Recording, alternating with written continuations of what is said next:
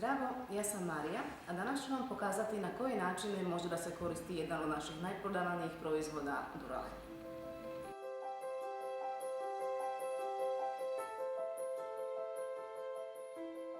Duralein su kapi na bazi silikonskih polimera koji mogu da se koriste na nekoliko načina. Prvi, a možda i najčešći način njegovog korišćenja je dodavanje Duraleina u gel eyeliner koji se osušio. Tako sa nekoliko kapljica možemo vratiti suv proizvod u prvobitno stanje.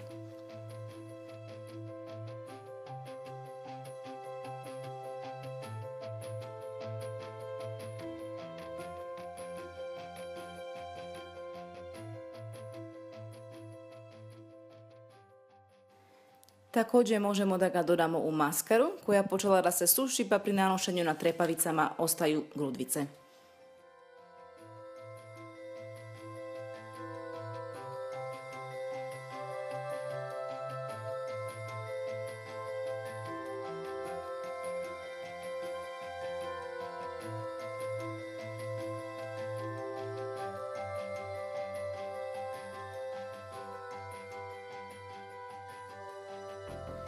Mat karmini su zbog gustine malo teži za nanošenje četkicom.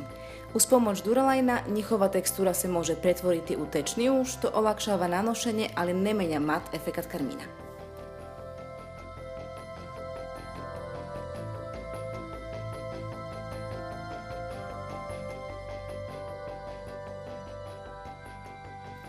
Duralein se također može mešati sa senkom, pigmentom ili bilo kojim praškastim proizvodom.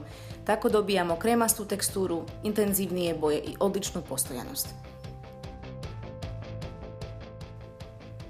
Na taj način pigment možemo koristiti ne samo kao senku, već i kao tečni eyeliner. A nanošenjem direktno na kapak može da služi i kao baza za fiksiranje šljokica.